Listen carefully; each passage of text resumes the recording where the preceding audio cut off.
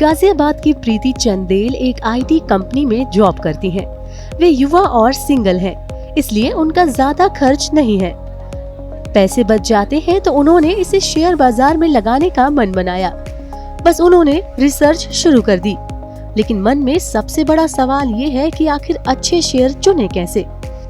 इस रिसर्च के दौरान उन्हें टॉप डाउन और बॉटम अप स्ट्रैटेजी के बारे में पता चला, लेकिन उन्हें कुछ खास समझ नहीं आया कि ये क्या होते हैं। ऐसे में उन्होंने एक फाइनेंशियल एडवाइजर सार्थक जैन से बात की। सार्थक ने उन्हें बताया कि ये रणनीति क्या होती है और ये कितने काम की है।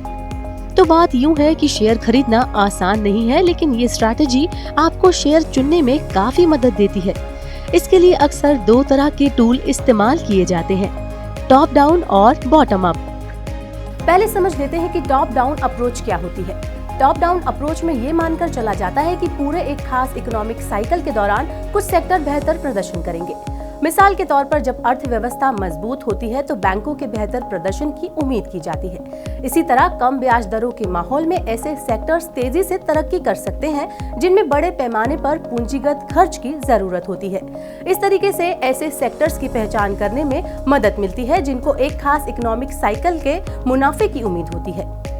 घरेलू और वैश्विक जीडीपी ग्रोथ रेट, करेंसी में उतार चढ़ाव, महंगाई, ब्याज दर, कमोडिटी की कीमतों में बदलाव जैसे पैरामीटर ऐसे मैक्रो इकोनॉमिक फैक्टर होते हैं जिनसे ये समझने में मदद मिलती है कि कौन से सेक्टर बेहतर प्रदर्शन कर रहे हैं। इस तरह टॉप डाउन अप्रोच में बड़ी तस्वीर पर नजर होती है। पहले इसके लिए मैक्रो इकोनॉमिक फैक्टर्स का चयन करते हैं और इसके बाद ये तय करते हैं कि कौन से सेक्टर अच्छा प्रदर्शन करेंगे। इसके बाद आखिर में उन कंपनियों का चुनाव करते हैं जो बेहतर प्रदर्शन कर सकती हैं। अब बात आती है कि आखिर बॉटम अप अप्रोच क्या होती है। बॉटम अप अप्रोच में ये तर्क दिया जाता है कि अगर कोई इंडस्ट्री या सेक्टर खराब प्रदर्शन कर रहे हैं तो जरूरी नहीं है कि उस सेक्टर की सभी कंपनियों का प्रदर्शन खराब होगा। ऐसी कोई कंपनी अलग तरह का रास्ता पकड़ते हुए बेहतर प्रदर्शन भी कर सकती है। इस अप्रोच का इस्तेमाल करके किसी कंपनी के चयन के लिए काफी व्यापक परीक्षण की जरूरत पड़ती है। इसमें सबसे अहम होता है कि किसी कंपनी का मैनेजमेंट कितनी क्वालिटी वाला है और उसकी कैपिटल एफिशिएंसी कितनी है, यानी कंपनी पूंजी की कितनी सक्षमता से इस्तेमाल कर सकती है। अब बात आती है कि प्रीति और ऐसे और जो इन्वेस्टर्स हैं उनको कौन सी रणनीति अपनानी चाहिए।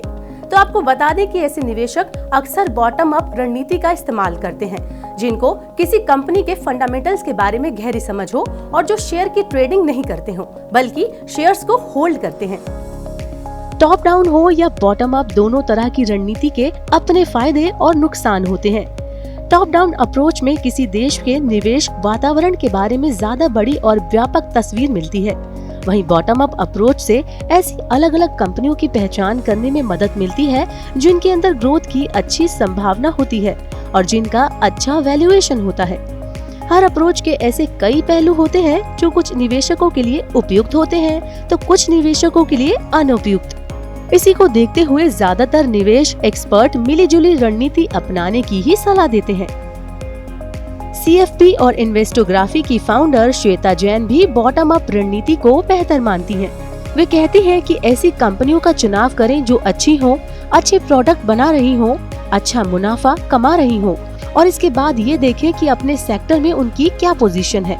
इससे ये सुनिश्चित होता है कि आप सेक्टर के लिए किसी तरह के झुकाव के बिना अच्छी कंपनियों का चुनाव कर सकें। लेकिन आपको इस बात का ध्यान रखना होगा कि पर्याप्त डाइवर्सिफिकेशन हो और किसी भी एक सेक्टर में ही ज्यादा निवेश ना करें। तो निवेशकों के लिए यही सलाह है कि किसी तरह का वित्तीय चुनाव करने से पहले समझदारी इसमें ही है कि अपनी पसंदीदा अप्रोच के बारे में कुछ हद तक संतुलन बनाए रखें। और अगर आप ये समझ नहीं पा रहे हैं कि किसी शेयर के चुनाव में कौन सी अप्रोच अपनाएं, तो किसी वित्तीय सलाहकार की मदद जरूर लें।